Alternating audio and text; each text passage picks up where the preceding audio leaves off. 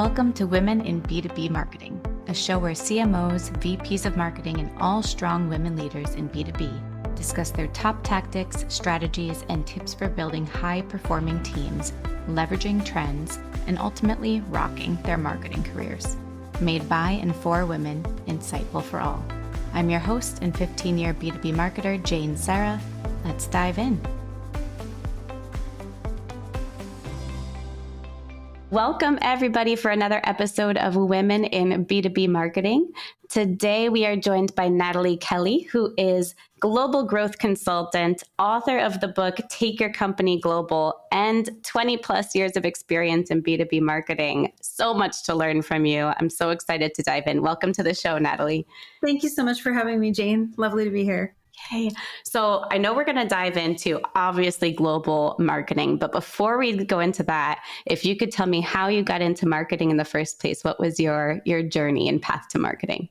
Yeah, so I was always on the content creation side. I started my first blog in college, which I should be proud and not embarrassed to say it was in the 1990s when blogs were just first starting, really. Yeah.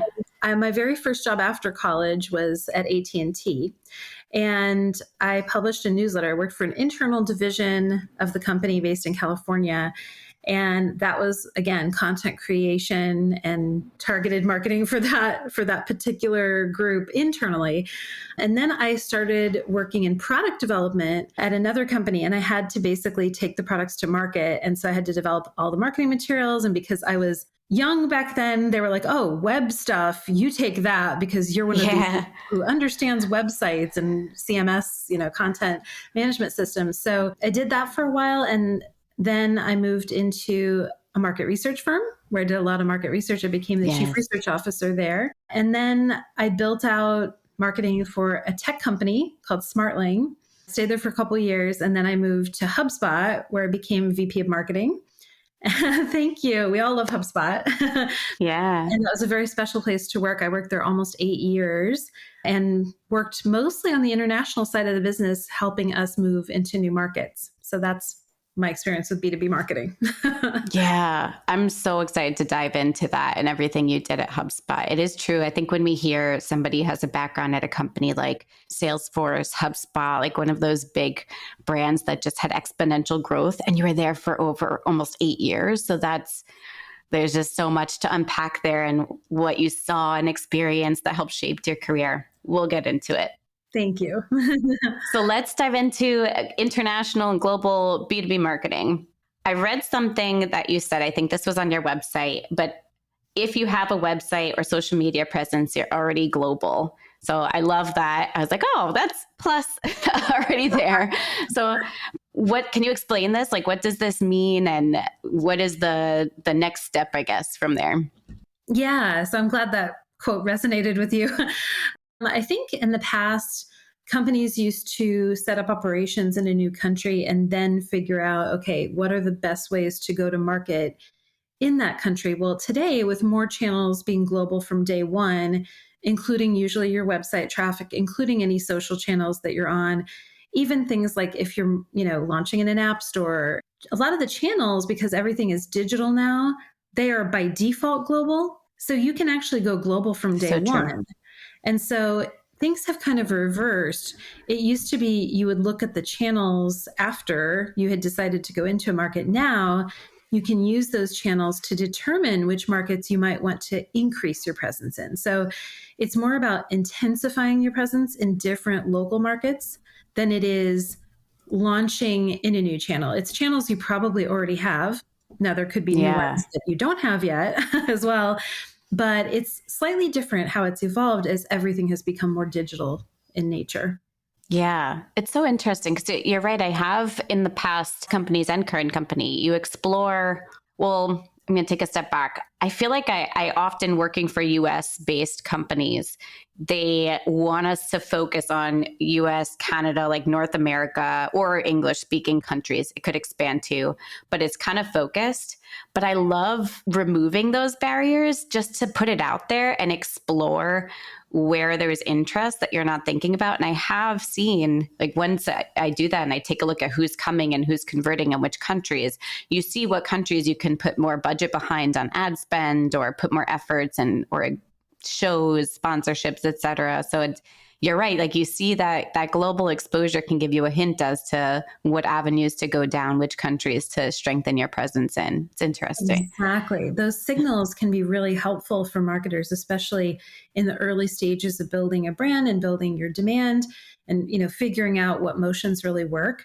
I would also say there's a flip side to it of some companies actually lean too much into those signals and actually make investments that might not be the best for their business because, for example, a lot of companies will see, if they're in English only, they'll see a lot of traffic coming in from one country, like maybe Malaysia or India, or a country where there might be a lot of English speakers, but it's a very large population. And so they'll say, oh, there's incredible product market fit in India or, Malaysia or the Philippines or Singapore. And it might not actually be the case that they have product market fit. It might just be that they're doing a great job with content on a topic that is not that competitive in that market. And so therefore they're luring in some traffic. But it's hard to help everyone understand that you have to think through beyond just acquisition into, all the other parts of the funnel, because if you're bringing in traffic that ultimately doesn't convert, or perhaps it does convert, but then you can't retain that business, the lifetime value of that customer might be really low compared to a customer that is a better fit for your business. So I like to help marketers think through that, because a lot of times it's like, oh, I got to hit my traffic goals. I got to hit my lead, SLA for sales. Oh, yeah. But also it's important to think through, are those the types of customers that you really want long-term? Do you have the right pricing for them? Can they actually afford the packaging, the way that you have it today? Is the value really there for them? Is it a good fit for that market? Can you accept their currency? Can you accept their local forms of payment? All those different things, because often marketers will invest so much money in top of funnel stuff because of these cues and signals they see. And then later it doesn't convert for different reasons. Marketers might have hit their goals, but does the business really hit theirs? So it's important to kind of connect the dots on these things. That's so interesting. It's kind of the follow through, right? So not being misled by these top of funnel metrics and traffic and getting too excited about that when you don't have perhaps the infrastructure to succeed with those clients or potential customers. Exactly. That's exactly it. Mm-hmm. What do you see a lot of companies not thinking through? Like, just to dive a little deeper into that point, like you mentioned pricing. So I think, tell me if I'm wrong here, I think some companies change pricing by country. Like, obviously they can change the currency and payment there, which is a whole nother thing to think about, processing the payment. But the actual pricing and costs varying let's dive into that. If you could tell me a little insight on those two, but also are there any other points that companies just don't think through and kind of make a mistake when they try to go global? Yes, absolutely. So there is a lot to think through on the pricing and packaging side, and even just the currency and payment side. I think a lot of companies, especially US-based ones, do just decide to only sell in US dollars and only take certain forms of payment that are common in the US. Then they wonder why, the bounce rate is so much higher for the customers coming, in credit card bounce rate or payment transaction failures and things like that from certain countries, because that's a lagging indicator that they didn't optimize for those things up front. And that's okay. Sometimes that's how you grow, and you just happen to get that traffic and you learn along the way. But to answer your question, I think it's because they haven't thought of those things and they didn't really have a strategy for that country that they have to be reactive. It's much better to be proactive so that you can say, oh, we know that is a good market because we can capture interest there. We know that they like this. We've done our market research. I have a little bit of a bias here because I come from a market research background, but I would say the number one thing companies don't do is they don't do any market research and they assume Yes. the halo effect will be much bigger than it is. So they think, oh, all we have to do is just translate our website, or let's just translate this ad. Let's just adapt this small piece of content and it should work in that language or in that country. That's actually not a very good use of money. It's not a good use of budget. What I really prefer for companies to do, if they have the patience to slow down a little, is to just talk to the customers, find out what they really value, make sure before you invest a single dollar in any programs, any campaigns, talk to the customer. It's my number one piece of advice, because if you don't talk to the customer, you're going to probably just replicate a lot of stuff that you did in your home market. Yes. It may be effective, but what you might be missing is something that's even more effective. It's the opportunity cost. If you just say, oh, okay, we do these Facebook ads and they work really well. Let's just scale that into 5 countries. Let's just localize let's do that. Okay, easy. But what if you could have done something that was half the cost and generated twice the demand, but you missed it because you never asked the customer, where do you go to find information about our product? Who do you talk to? For example, a lot of local markets that are very small have communities, and you could just ask them, what association do you belong to? You might get twice the number of customers by doing an event with that association in that local market, rather than sitting back and watching all your Facebook ads run and get the data. And it's sometimes too easy to sit in a chair behind a screen and watch the data and not actually talk to the customer. And I think that's really becoming a risk for a lot of B2B marketers these days, is like, let's not just look at the usage and look at the patterns, look at the CTRs and all that. Let's actually talk to the customer more and find out what they need. I think that's the big missing link, not just for international stuff, but kind of in general. Everything. It's true. Especially the past couple of years, it seems like everything is just faster, and we're every year more and more impatient, and we need to go and get results now, yesterday. So I feel you there. I'm a big advocate of, I agree, asking clients, where do you spend your time, right? That is my number one question. I love to just find out what communities they're in, what social platforms they're on, anything. Like, do they listen to podcasts? Do they go to webinars? Like, all of that info, because you're right, it's gold to just direct you if there's any patterns, or even if there's not patterns, like trying those and testing things out, right? Wherever some of them spend their time, but it gives you a starting point. It's so important. And it's just, I would say it's even more important outside of the US than in the US, because the US is a large homogenous market with one language primarily. You can reach almost everybody in English. Obviously, there's lots of other languages spoken here. Depends on what you're selling, depends on, your business model. But when you go into other countries, you can't use the same strategies in many cases because every market is slightly different. And so just assuming like, oh, well, if TikTok, this is working for us and it's global, so let's just use it everywhere. I'm a fan of finding those points of leverage that you can use across markets, but you also need to think about what you do that's different. So like if you're going to have like an 80-20 strategy, like 80% of our bets will be consistent across geos, maybe 20% we leave for experimentation, or maybe it's 50-50, depending on how much autonomy you want to give, to regions. But there's a lot to that. So true. And you're right. I didn't even think of that how research becomes exponentially more important when you go into new markets and new geographical markets and locations, because especially when you don't know about that market yourself, and there's social networks that I haven't heard of, right? So if I was going out there and I just think, okay, LinkedIn is going to work because it always does, but maybe they don't spend their time on LinkedIn. So, and also even just the logistics, like if you're an English speaking marketer trying to target, say, France, how are you going to even know what to search for when you're identifying which LinkedIn categories and groups to target? How are you going to know that acronym that all of your customers belong to, that one association locally, and that's where they gather and that's where they get their information, that's where they are influenced?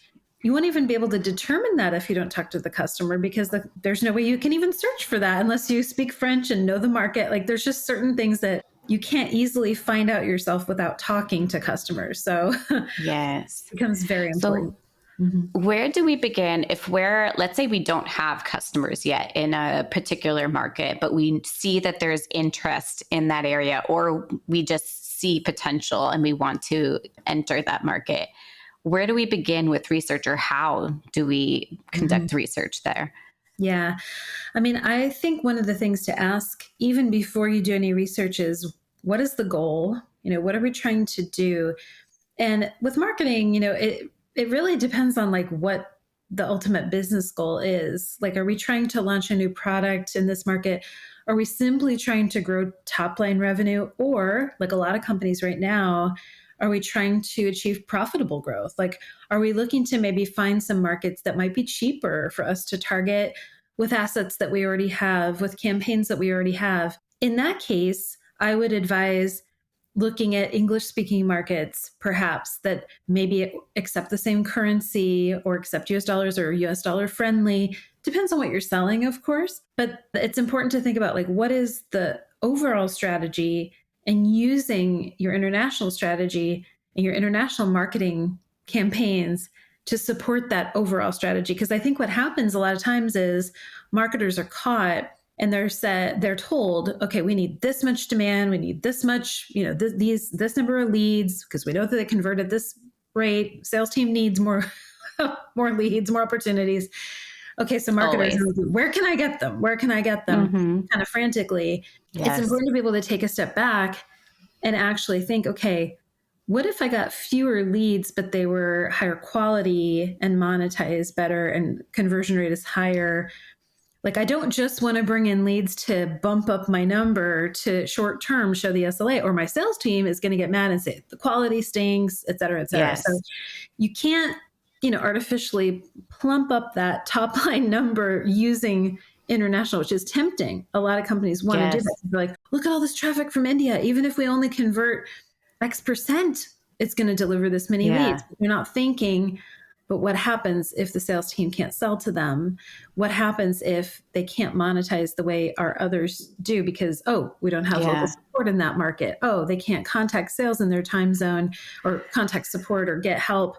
So I think it's really important to first think, what's the overall business goal, and how do I use international, or do I use international as a strategy? Because another thing I've often told people, which is funny as an international business advisor, to say, stay domestic.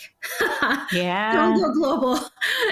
Because they're like, well, we already have all this traffic. We already have, I'm like, you're not operationally prepared to do that. It's a faster yield on your investment if you stay focused in this market. And sometimes I'll look at their data and see, actually, have you thought about intensifying in this segment and not going outside the US? Because it looks like there's a lot more low-hanging fruit here that you can just leverage everything you already have and not have to worry about international yet. So even though I'm a fan of international, I often am telling companies, no, you don't want to localize your website into 10 languages yet. No, you don't want to launch that campaign in Spanish just because your salesperson speaks Spanish. Like, know, that's the kind of thing. I've seen that before. Yep. Especially in startups, you'll see that a lot where people are hungry to find opportunity and they will be reactive. And I'm okay with that to a degree, but just so long as you're not going to make decisions that lead to downstream consequences, meaning that you have to pull out of a market or you have to divest later in things that you spent years trying to build. That's way more painful. So true. There's so many questions that are popping up for me as I'm hearing you speak. One question, if we could go a little deeper than you've already touched on, is what are some other indicators that a company is not ready to go global? And it sounds like you're not, and not to minimize this at all, it's huge. You're not just an international market expert at entering these. You're a kind of a market expert, right? So entering new markets, because you're telling certain companies if they're not ready to go international, but they can enter this market or strengthen this market. So interesting.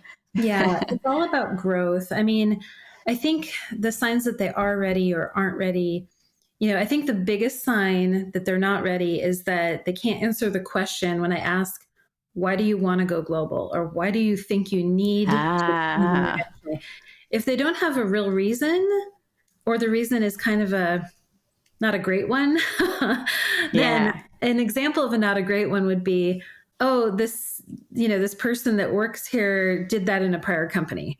Because, Ah, okay, it's a different product, different set of criteria, different strategy.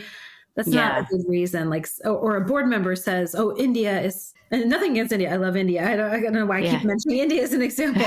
But like, oh, Brazil, they had a great experience in Brazil, so therefore we should go there.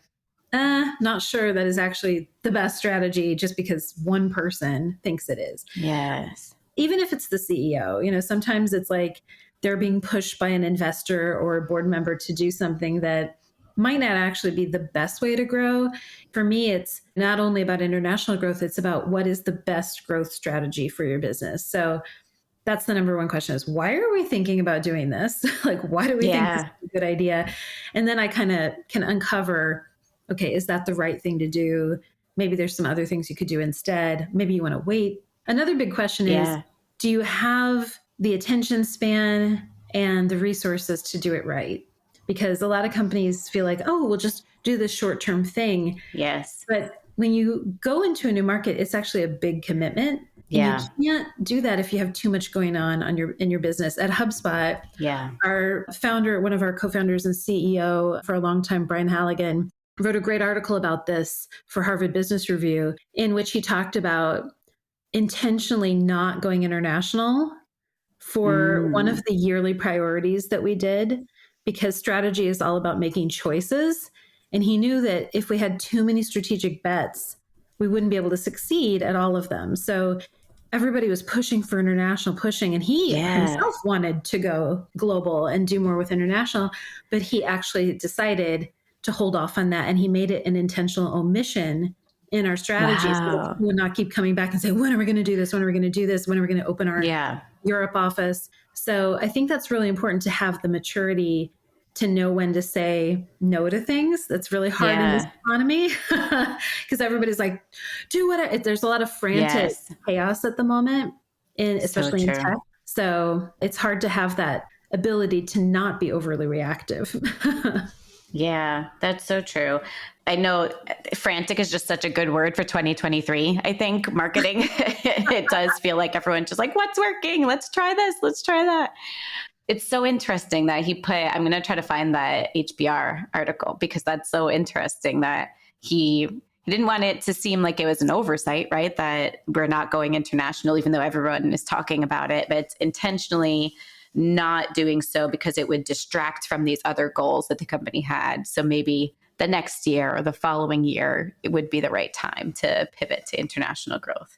Yes, that's one of the most brilliant things that we had at HubSpot was we had a framework for strategic planning, and it always included omissions. Like, what I are we love that. intentionally not focusing on? That way you can have clarity for the rest of the team that, hey, I know this is an important thing lots of people are talking about, but we're just not going to do it this year. It helps cut down on the noise, cut down on the chatter, and it's clear and transparent to people that here are some things we're not going to do. Sorry, not everybody Yeah. gets their way. We have to focus. These are Yeah. just the Can't do yes, everything. right. But it's a nice tool to just communicate. Here's what we're doing, but also here's what we're not focused on. So it gets even more clear for people. I love that. I might start adopting that because it's true. If you try to do everything, you end up doing nothing, right? Like you move everything this far instead of a couple things this far. So you have to focus. I do I that in my love that. life. I use it in my life Yeah. too. Here are my omissions. I'm not going to do this Oh, thing. I'm not going to do that. That's not this year, maybe some other time, but yeah. to make those strategic omissions is something I apply That's in such a life as good idea. well. Great timing too, because I'm putting together my 2024 goals, right? And it's always what I want to accomplish this year, like personal health, right? All the family, work, of course, like all of these different goals in different sectors. But I never put what I'm not going to distract myself with this year. I'm so adding that. I love that. Yes, because when you divide up life, and I have a little Yeah. framework I use I can share with you if you want to share it with your listeners. Yeah. If you divide up the things that matter to you every year, I try to just pick three. 3 areas. Mm, And within that, smart. only one real meaty objective, because I can't focus on more than that. Or I Yeah. won't achieve any of them. But Yep. we have all these things like, oh, we want to be more involved in our community, or oh, we want to Oh, spend more yeah. time with friends, or want to do more with my Always. family, Mm-hmm. improve my career, improve my health. I only pick 3 of those every year. I can't do more than that Smart. at a time, because I want to make big progress in a few things versus have too Yes. many goals and spread myself too thin. The peanut butter spread effect, where you just, you lose Yes. sight of the things that matter. So, So funny, Natalie, you do not want to see my list. I mean, it's in a Google, what is it? Google Keep doc on my yeah. phone. And Uh-huh. it's like you can scroll. So it's definitely not 3. Maybe I'll go the Natalie approach this year and focus in on 3. I mean, list them out loud, but then you have to choose and call the rest. Yes. So it's hard. It's The hard. core focus. It is. But Mhm. you're right. We do that at work. So I should apply that personally too. That's Mhm. interesting. Mhm. I also want to dive into this is a big thing. When I think international growth, I always wonder, do you need to have a local expert? Do you need to have a local office? Or how do you work on that side? Or when is it time to have a physical presence versus you can do it all from whatever country you're in? Yeah. So most businesses eventually, if they're going to scale beyond a certain point, they do end up needing people in country. And it's mostly because of 2 things: 1, time zone, and 2, language. So you can Yeah. have people in the US selling to people in Australia, but they're going to either have to flex on time zone quite a lot, Yeah. or just those customers won't get as good of a service and coverage as your Yes. US customers will. That's So true. you can also have, you might say, I only want to have people who speak English from Germany interact with my business. And so therefore, I'm never going to hire anybody who speaks the language. I'm never going to localize anything. But then you're missing out on the vast majority of the market. So you have Yeah. choices as to whether or not you think it's worth expanding and opening up an office. What I will say now, there's so many models with all these different companies like Deal and Oyster and Remote and Globalization Partners. All of those companies allow you to easily hire people in other countries. Yeah. And so even like kind of on a contractor basis, you can have, even if you're a very small business, you can have people in those local geographies. So it's It's totally true. possible now. I think it all really just depends on the business and what you're selling. Is it a high touch model that requires a lot of humans? Is it low touch? If so, maybe you don't need to do that as early in the life of your business. But generally, as you scale, as you hit and unlock higher tiers of revenue, you're probably going to need people in country who speak the language at some point as you grow. We certainly saw that at HubSpot.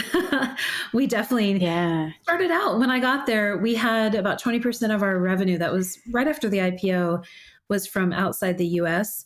But we really didn't have a lot of employees outside of the US at that point. So over time, we grew that, opened up more offices as our customer base diversified geographically.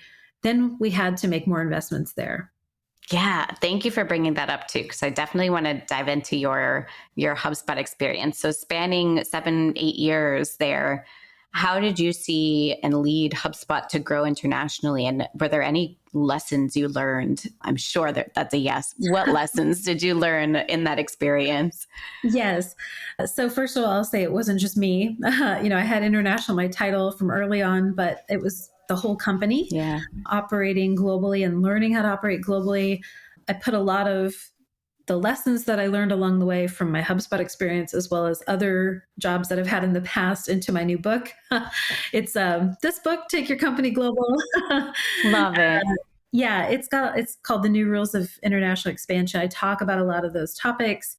I think I learned so much, at HubSpot, growing from where we were just post IPO up through being 1.7, 1 point, whatever their market cap is today, billions of dollars. Yeah. It's become a huge, huge company, tech giant with, I think now 7,000 plus employees. When I got there, it was around 1,000. So Wow. yeah, we grew a lot in that time, basically like replicating the size that we were every year that I was there. And Wow. Yeah. And most of that growth was coming from our international business. So what's fun if you get the chance to work on the international side of the business is it feels like a startup over and over in every new country you launch in, because you have a landing team, which is kind of like your founding team in that market. They're building that business in each country and region. And it's fun, it's exciting, and it comes with a lot of Yeah. growth. The challenge is, of course, you add complexity whenever you're adding new markets, adding new languages, adding new geos. So, of course, it comes with the natural tensions of adding complexity into a business and untangling all the knots that are created along the way, which was a big part of my job. Yeah. Mhm. I wonder, did you have to do a lot of traveling, or because of just how things are nowadays, were you able to, what's the word for this, like orchestrate a lot of it from the US and from where you were? Yeah, I did travel a lot, but I actually traveled less in this job than I did in prior jobs, Wow. even though I had a highly global team. So I had people in a lot of countries: Ireland, Germany, Japan, Singapore, Scotland, Wow. Spain, various different countries. And in the early days, so before the pandemic, when I was working at HubSpot, I had one of the first global remote teams at HubSpot. Because of the nature of what my teams were doing, I had to have people in country. And so we had global remote team meetings all the time back before the pandemic. So we were very comfortable with remote work before the pandemic, and not Yeah. much changed in our work lives. Home life was Yeah. another story. Yeah. So that actually was a motion that we had already built. And I will say HubSpot was ahead of the game in hybrid work and remote and flex and all of that way before the pandemic hit. The company was already on that path. And so thankfully, we were able to adjust and pivot pretty quickly in the pandemic. Yeah.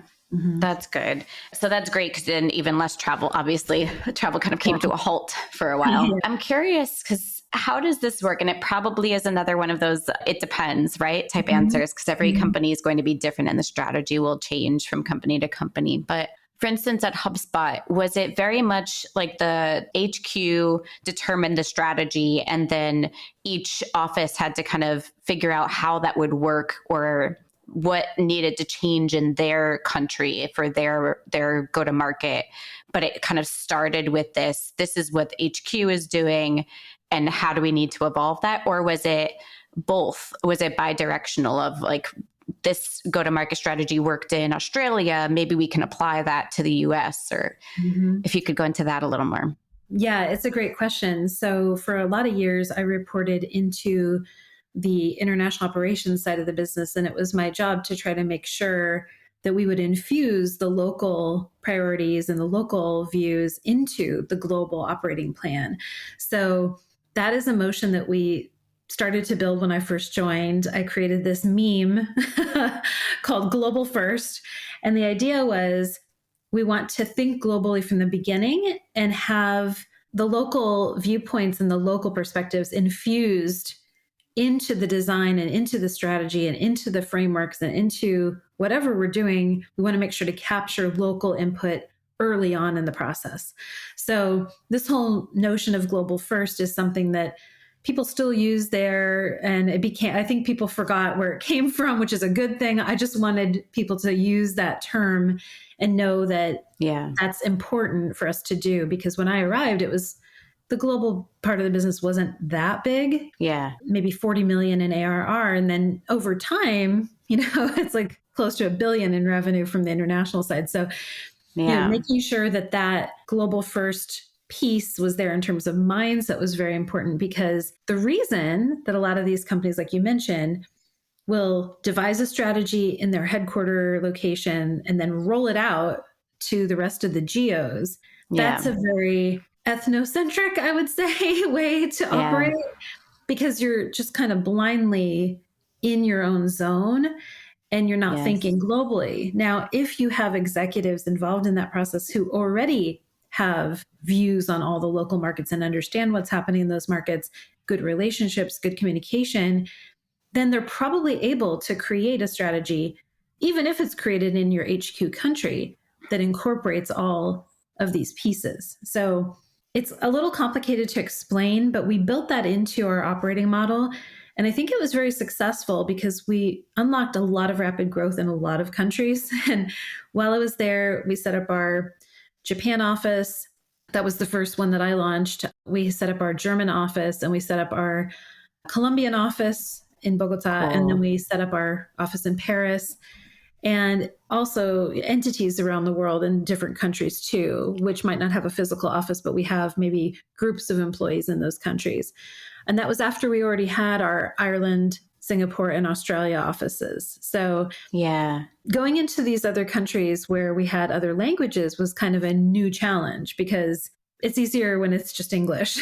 But when you have to do everything Yeah. in language and everything in country, it gets more and more complicated. So Do you find that is it kind of always the best strategy to start with any countries that speak the same language? I do see that as being where most people start. Like from the US, of course, US and Canada get grouped together, and then UK, like some UK and Ireland, right? Like you kind of pick different English speaking countries, although it's also becoming blurred. I find this is very subjective, but I find when I travel now, almost sadly, I gotta say, everyone speaks English. Like everywhere I go, it seems like English is so much more prominent now, which is helpful since I sadly only speak 1.5 languages.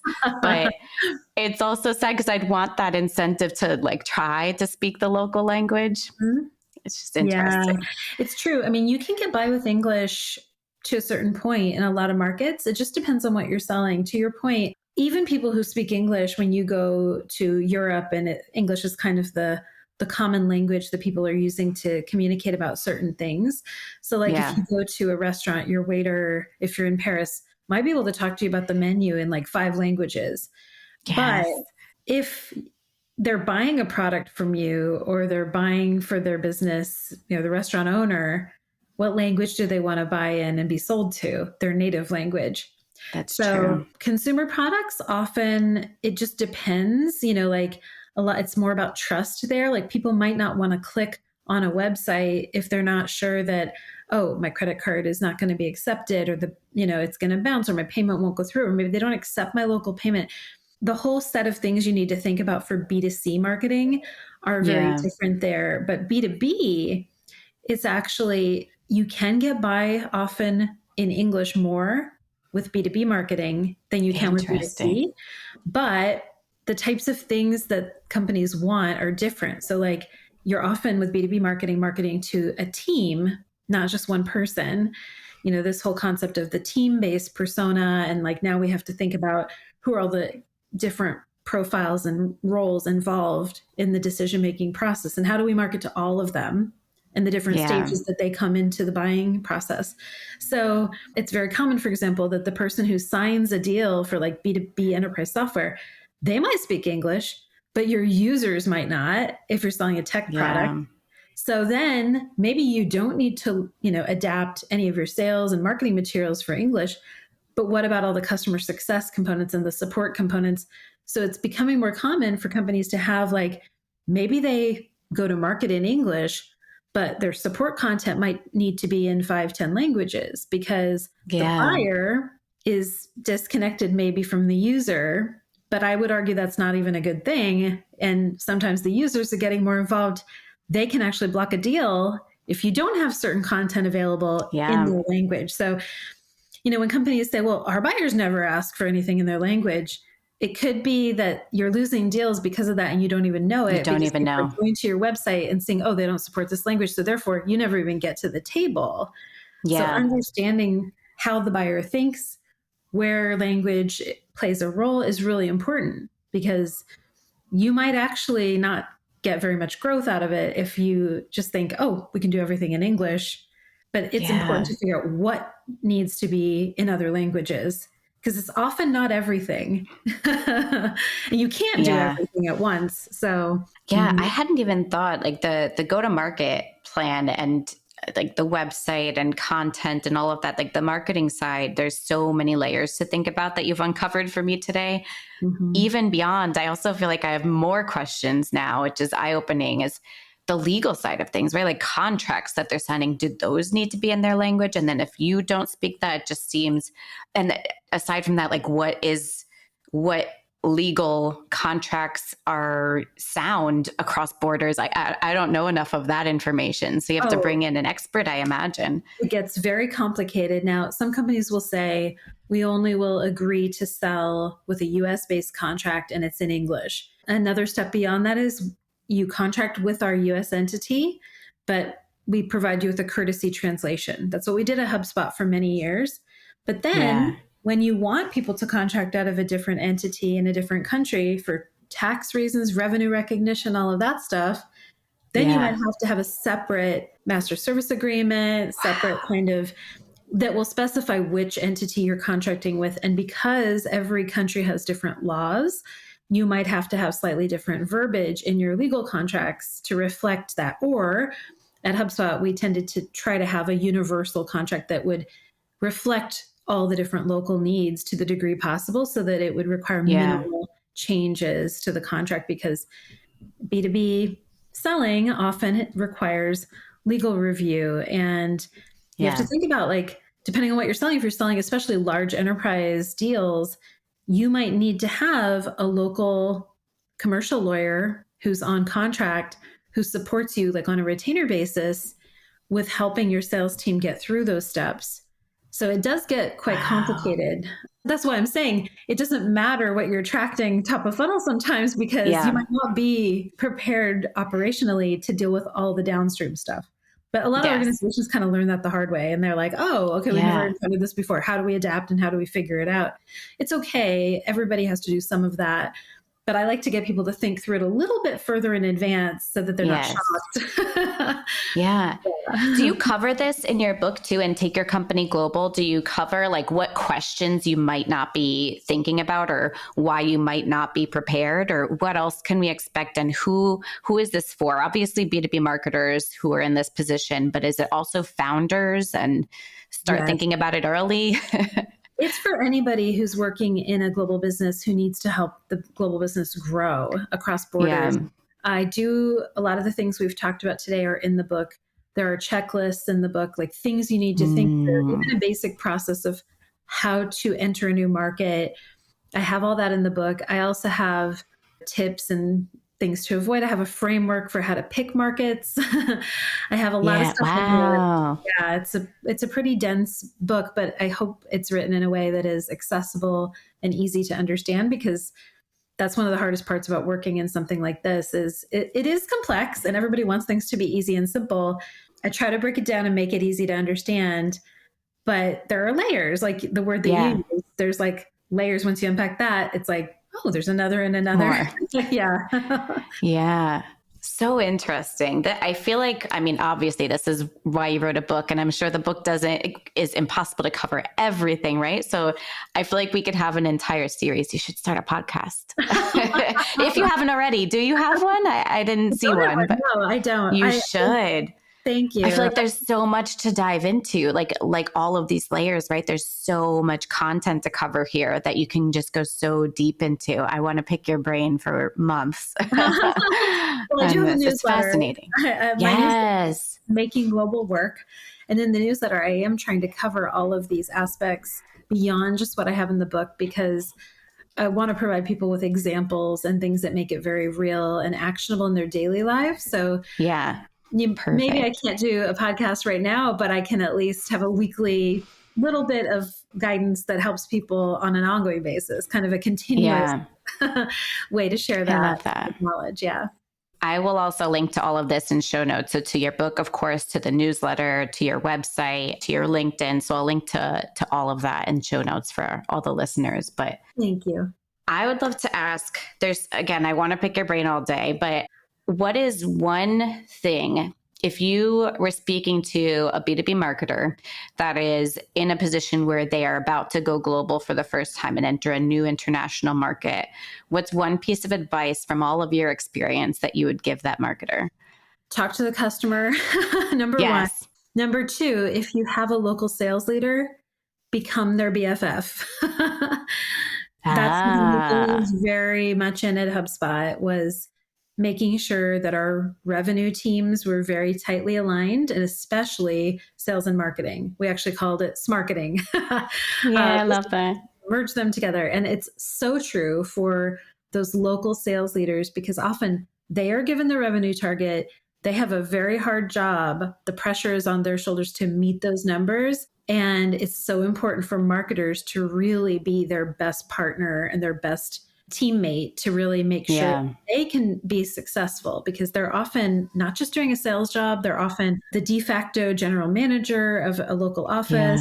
They have a lot of other things that they have to deal with. So my advice is always support those local general managers, surround them with, we would call all the other teams the surround sound, essentially. I love that. But they are kind of holding the mic and they are on the stage and highly visible in their role to make those numbers. So I feel like marketers are right next to them on stage, and we like to put marketers at the forefront at HubSpot. Marketing is a big part of our brand and what we do and our customer, obviously. So marketers and salespeople have to be like that, hand in hand. Lockstep. For sure. And there's so much we can learn from them too, especially local on the ground, be it really on the ground or virtually on the ground, but they're the ones talking and kind of doing their own customer research in that area, right? So that's who you want to either use Gong or whatever video recording software you have to pull all those insights and learn and learn and learn. Yes, absolutely. And if you can spend time in person with customers, even better, because nothing will help like shadowing them on the jobs that your product helps them with, your product or service. Just understanding their pain points and really knowing their reality is so important. Do you think that also, again, I'm going to go into more and more questions, but do you think when you're entering a new market, does customer advocacy become even more important than usual? So important. Yeah, we used to actually, if you're selling a software product, you might even want to have your product team go on site and visit customers in local markets. We used to do something that we called customer empathy visits or customer empathy calls, where they would the whole goal of visiting or talking to the customers just to understand their reality and really understand their pain points, because often the pain points might be around what we're selling, but they really play into the experience that they're having. And so having those customer empathy calls or empathy visits was pretty important. That was mostly on the UX research side for HubSpot that we did that, but I think marketers can do that. We also, on the marketing team, one of our local marketers did a secret shopper experience, like pretend there was a customer who spoke another language to try to uncover all the different gaps in the experience in that language. Wow. An analysis and some video shares and things about like, here's where our French customers are not having the best experience that they, and where we might need to do better. So I think even just getting close to the customer that way is also helpful. Yeah, that's so smart. And you just gave me an idea for me to use at my current company. So thank you. The secret shopping thing. I love that. Even for any kind of marketing, that's a great idea. Yeah. So interesting. Well, Nataly, thank you so much. I have a bajillion notes here. I will put a ton of links in show notes. But if anybody wants to, I'm sure you're going to have several reach out to you. But if any listeners want to reach out to learn more, where do you recommend they do so? Sure. They can find me on LinkedIn. They can also email me at nataly@borntobeglobal.com. LinkedIn is probably the easiest way to reach me, and that's where my newsletter is. So feel free to contact me there, add me as a connection, engage with me there. I'm always happy to make new friends and welcome new people into this topic. Perfect. And get the book for sure. I'll put all the links in show notes. Thank you so much for your time, Nataly. I appreciate it. Thank you, Jane. My pleasure to be here. Thank you. And thanks to everyone for listening. If you like the show, take a moment to refer to a friend, to like, rate, review it all. I get those reviews and it makes my day. I haven't gotten a bad one yet, so hopefully they're all good, but we'll see. Be honest. I appreciate it either way. So thanks everybody for listening and supporting the show. Thanks, Nataly. See you next time. Thanks, everyone.